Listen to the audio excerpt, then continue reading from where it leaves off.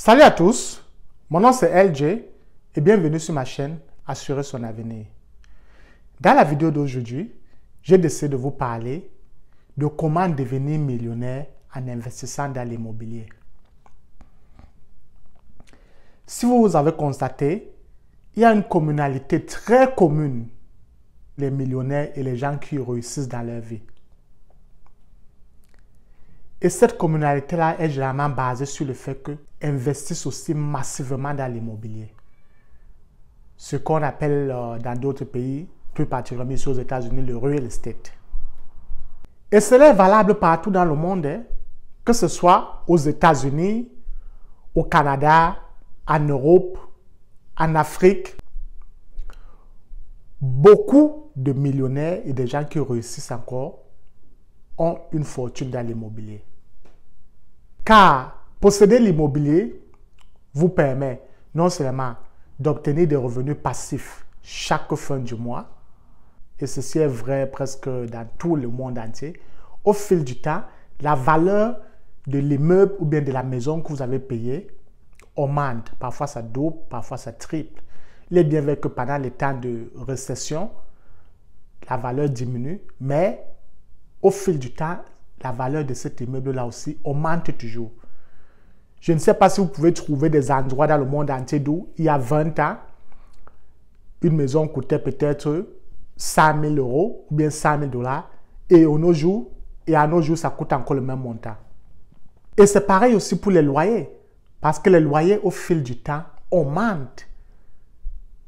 Et ceci est encore vrai dans tout le monde entier. Et ça, c'est l'une des raisons pour laquelle les gens qui réussissent adorent mettre une partie de l'argent dans l'immobilier, car ils savent que c'est un rendement sûr. Alors, comment se lancer dans l'immobilier? La première méthode, qui est une manière très populaire dans certains pays et sur certains continents, c'est la méthode traditionnelle. Car cette méthode-là consiste tout simplement à travailler, épargner. Vous payez un petit bout de terrain quelque part, continuez à travailler, épargner et vous construisez votre maison ou bien votre immeuble avec votre propre argent que vous avez épargné. Donc ça, c'est une méthode très populaire, généralement en Afrique et dans certains pays qui sont un peu sous-développés. Et cette méthode est populaire parce que dans ces pays-là, je prends encore le cas de l'Afrique parce que c'est un continent que je m'y connais très mieux, c'est parce que les banques ne donnent pas facilement des prêts aux individus ou bien aux particuliers. Ça, c'est la première des choses. Et la deuxième des choses, c'est aussi parce que les taux d'intérêt sont parfois très élevés dans ces zones-là. Ici en Occident, les gens l'utilisent aussi, mais c'est beaucoup plus les gens qui ont déjà réussi ou bien qui ont des business qui les donnent de très gros profits. Parce que, prends un exemple, pour vous construire un immeuble de 2 niveaux au pays, si sur chaque niveau il y a 4 appartements, ça va vous coûter comme dans les, mettons la méthode traditionnelle, un immeuble au pays va vous coûter, de 2 niveaux, va vous coûter comme dans les 80 millions de francs CFA. Par contre, ici aux États-Unis, une maison va vous coûter généralement dans les 300 000 dollars. Donc, il y a aussi des appartements complexes que vous payez dans les 300 000 dollars, dépendamment des États. Mais la règle d'or, dans beaucoup d'États aux États-Unis, la maison coûte 300 000 dollars. Et lorsque vous voyez ces deux chiffres-ci, pour épargner ce montant, il vous faudra énormément de temps. Énormément de temps. Et ce n'est pas toujours facile. Épargner 80 millions de francs CFA, je comprends qu'au pays, les gens le font parce qu'ils n'ont pas de choix. Parce qu'il n'y a pas les banques pour les financer facilement, surtout les individus qui ne viennent pas des familles qui sont huppées. Aux États-Unis, épargner 300 000 dollars aussi pour un individu, ce n'est pas facile. Mais cette méthode-ci est très bien. Pourquoi? Parce que ça vous donne la paix. Vous savez que lorsque vous construisez ou bien vous payez votre maison ou bien votre immeuble cash, personne ne pourra le vous reprendre. Ça, c'est l'un des facteurs. C'est aussi une méthode qui est très bonne au pays, surtout pour les gens qui ne sont pas pressés. Parce que tu peux faire petit à petit. Tu n'es pas pressé. Mais lorsque tu finis, tu sais que c'est ta part. Mais malheureusement, c'est la méthode la plus lente, car ça va vous prendre des années.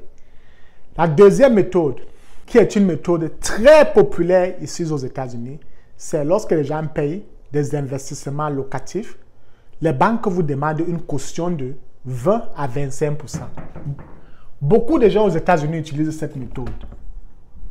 Caution de 20 à 25%.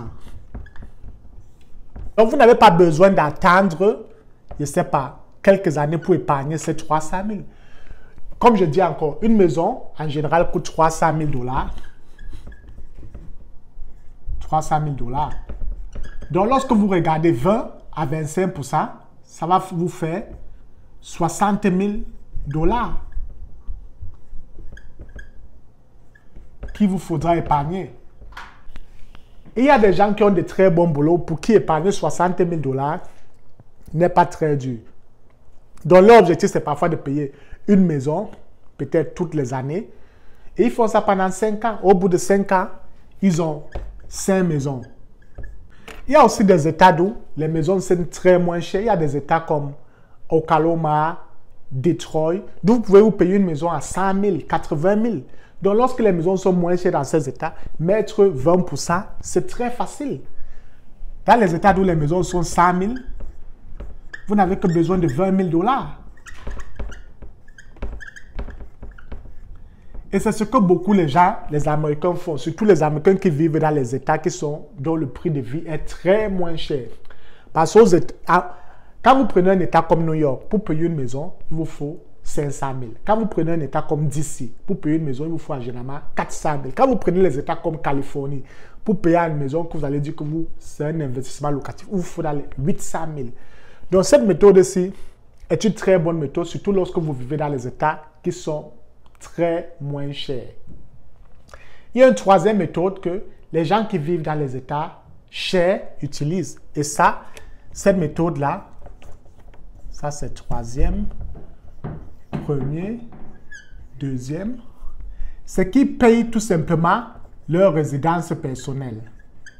Car pour payer votre résidence personnelle aux États-Unis, vous n'avez que besoin d'un down payment de 5%. 5% payment ou bien la caution. Donc, vous n'avez que besoin d'une caution de 5% du prix de l'immobilier ou bien du prix de l'achat que vous voulez faire. Donc, une maison de 300 000, lorsque vous mettez 5%, ça ne vous fait que 15 000 $. Bon, dans ces deux méthodes-ci, il y a aussi les fees que vous devez payer, comme les taxes, l'assurance. Donc, jamais il y a 3% de fees que vous devez payer. Mais dans certains États aussi, il y a les programmes que vous pouvez utiliser pour ne pas payer ces extra fees-là. Mais on va laisser ces fees-là de côté. Rapprochez-vous auprès d'un avocat ou bien d'un real estate ou bien de quelqu'un qui vend les maisons. Il vous parlera un peu beaucoup plus de ces fees-là, de comment ça se passe. Mais sachez qu'il y a des fees que vous devez payer lorsque vous faites cette transaction-ci, plus particulièrement ici aux États-Unis. Je ne connais pas comment dans d'autres pays ça se passe, mais je parle du cas des États-Unis, car c'est l'État où je vis. Donc, vous payez cette maison-ci à 15 000, une maison de 300 000 à 15 000 $. Et ce que les gens font, qui sont dans ces zones-ci, parce que lui va dire, je ne veux pas épargner 60 000 $, c'est trop d'argent. Mais ça va me prendre trop de temps. Il peut faire payer sa résidence personnelle, 15 000 $, comme il dépose 15 000 $ comme caution. Et au bout de 2 ans, il sort de cette maison, il va payer une autre. Car la loi aux États-Unis dit, tu peux payer une résidence, surtout lorsque tu utilises un down payment de 5%, tu peux payer une résidence tous les 1 ou 2 ans. Dans certains États, c'est 2 ans et dans certains États, c'est 1 an. Donc, il faut vérifier cela dans votre État. Donc, les gens payent les maisons tous les 2 ans et ils répètent, ils n'ont pas besoin de beaucoup de cash, ils n'ont que besoin de 15 000 $, qui peut être facile à épargner. Mais le désavantage, c'est que il faut changer de ville ou bien changer de maison tous les 1 à 2 ans. Mais vous voyez que ça, c'est la méthode qui demande le moins d'argent. Moins d'argent. Et vous voyez, certaines personnes, ils font ça au bout de 8 ans. Ils ont 4 maisons à l'insu. Parce que lorsqu'ils sortent de cette maison-ci, ils les mettent en location. Ils mettent des locataires qui payent le mortgage pour eux. Donc, ils payent à la banque. Parce que lui paye la maison. Puisque quand la banque vous donne les prêts, généralement les prêts sont sur 30 ans. Dans cette option-ci, les prêts sont sur 30 et ça, les prêts sont sur 30 ans aussi. Surtout pour votre résidence, pour les maisons, que ce soit investissement ou bien résidence personnelle. La banque vous donne les prêts de 30 ans. Donc, ici, là, tu fais 2 ans dans la maison, après tu sors, tu mets la maison en location. J'ai fait une vidéo dans laquelle je parle des 5 erreurs à éviter si tu vis à l'étranger. Et parmi les erreurs, je dis, si tu vis à l'étranger et que tu sais que tu ne vas pas rentrer au pays dans les 5 prochaines années, assure-toi de payer une résidence personnelle dans le pays où tu vis. Et la raison pour laquelle je disais cela, c'est parce que mon objectif, c'était que si tu payes ta résidence personnelle, que tu sois en France, au Canada ou ici aux États-Unis, tu peux la mettre en location plus tard. Ce n'est plus toi qui payes la dette. Parce qu'il est bien vrai qu'on dit que lorsque tu payes ta résidence personnelle, ce n'est pas un investissement, mais ça dépend de comment tu le fais. Les Américains vous le disent, ça dépend de comment tu le fais. Et comme là, je vous donne la formule secrète pour réussir. Payez votre résidence personnelle, faites 1 à 2 ans dans cette résidence-là, sortez de là, mettez-la en location et allez payer une autre. Vous n'avez pas besoin de beaucoup d'argent pour le faire. Donc, ça vous prend moins de temps pour épargner ceci, comparé à là, si vous devez épargner 60 000 $ pour un investissement locatif. Ça, c'est la clé que beaucoup d'Américains qui ont des boulots stables, ou même qui ont parfois des boulots qui ne sont pas bien payés, leur objectif, ce n'est que payer 1, 2 maisons tous les 2 ans. Et ils font ça pendant 10 ans, ou bien 8 ans, ils ont 4 à 5 maisons. Ce n'est plus eux qui payent les mortgages. Ce n'est plus eux qui payent la banque. La dernière méthode que les Américains aussi ont commencé à faire, c'est, ils vous disent, paye ta résidence personnelle, ça c'est la 4e méthode. On appelle ça house hack. Et house hack veut tout simplement dire, paye une résidence personnelle, mais tu loues les chambres à d'autres individus. Parce qu'en louant les chambres, ce n'est plus toi qui payes ce mortgage à la banque tout seul. Tu as les gens qui t'aident. Et lorsque vous regardez dans les grandes villes, comme New York, les villes comme Los Angeles, les villes comme Texas, DC, et même dans certaines villes comme du Canada ou bien de l'Europe, vous allez constater que beaucoup de gens vivent en colocation. Beaucoup de gens vivent avec d'autres personnes parce qu'ils ne peuvent pas toujours payer le loyer à tout seul. Donc les Blancs disent, si tu as l'argent, si tu as 15 000, va prendre une résidence personnelle d'où tu mets 5% à terre. Tu entres dans cette maison-là, tu loues les chambres. Loues les chambres. Donc si ton mortgage c'est 2 000 $ par mois et que la maison a 4 chambres, loue 2 chambres à 1 500. Là, tu ne payes que 500 $. Là, ça te fait que tu es en train de tourner, de transformer ta résidence personnelle en un investissement. Donc, ça ne retire plus autant d'argent dans tes poches comme vers le départ. Donc, ça, ce sont les 2 méthodes que je recommande à beaucoup de jeunes de le faire. Je recommande ces 2 méthodes-ci, surtout pour les gens qui sont à l'étranger, que faites-le. Lorsque tu finis ton école, va te payer une petite maison. Ça n'a pas besoin d'être grande. Assure-toi seulement que tu peux payer le mortgage tous les mois à la banque. Paye une petite maison, loue une chambre, loue le basement à quelqu'un. Là, la personne t'aide à payer la maison. Ce qui est bien avec toutes ces méthodes-ci, peu importe le chemin que vous prenez, comme je l'ai dit, c'est que l'immobilier est bien. Et c'est la raison pour laquelle beaucoup de gens deviennent millionnaires dans l'immobilier lorsqu'ils utilisent cette méthode-ci. Parce qu'ils n'ont pas besoin de beaucoup de cash. Et l'immobilier est aussi bien parce que, au fil du temps, la valeur de la maison augmente. Au fil du temps, les loyers augmentent. Au fil du temps, même si vous mourrez, c'est un truc qui sera là. Le gros désavantage lorsque vous investissez dans l'immobilier, surtout lorsque vous prenez des prêts à la banque, dans la 2e méthode, 3e méthode ou bien 4e, c'est qu'il faut vous assurer d'avoir énormément de cash. Parce que s'il y a une chose que le Covid nous a appris, c'est que lorsque l'économie ne fonctionne pas bien, les gens ont du mal à payer leur loyer. Donc, lorsque vous partez prendre les prêts vers la banque, assurez-vous aussi que vous avez du cash pour pouvoir payer la banque là si votre locataire ne peut pas payer le loyer. Hier, vous allez le mettre dehors, mais parfois, on sait que ça prend du temps pour mettre un locataire dehors. Donc, pendant ces quelques mois, il faudrait que vous payiez. Car c'est comme ça que certaines personnes perdent leur investissement locatif. S'il y a récession, les locataires ne peuvent pas payer, ils s'en sortent. Tu te retrouves avec 4 maisons, il faut payer les mortgages de 2000 $. Ça devient une charge énorme. Donc, il faut vous assurer que vous avez des bons locataires. Car l'immobilier est une très bonne manière de devenir millionnaire à long terme.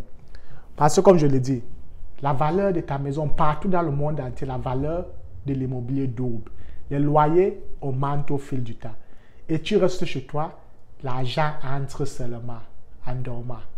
Ça, c'est tout ce que je voulais vous dire sur l'immobilier et de comment beaucoup de personnes font pour devenir multimillionnaires, plus particulièrement ici aux États-Unis, en utilisant la méthode house hacking, en utilisant la méthode de payer leur résidence personnelle et la mettre en location, ou bien en mettant tout simplement 20 à 25%. Malheureusement, si vous êtes dans certains pays, vous devez payer cash. Et un autre truc aussi que je voulais dire, c'est que lorsque vous payez cash, personne ne peut vous reprendre votre maison. Même la banque ne pourra pas vous la reprendre, qui est aussi un très bon facteur. Parce que c'est un âge où vous ne voulez pas vous retrouver avec plus trop de dettes. Vous ne voulez pas vous retrouver à 60 ans avec énormément de dettes. Même des gens que lorsqu'ils arrivent, ils atteignent une certaine fortune. Maintenant, leur objectif, ce n'est plus d'avoir trop de dettes, c'est maintenant de payer leurs créanciers. Parce qu'un autre truc qui peut te faire très mal dans la vie, c'est lorsque tu dois beaucoup déjà. Donc ça, c'est un truc que vous devez tenir en compte, surtout lorsque vous décidez de vous lancer pour investir dans l'immobilier. Car la dette est bien, mais c'est aussi un truc qui peut vous coûter, qui a mis beaucoup de familles à terre. Merci et on se retrouve à la prochaine.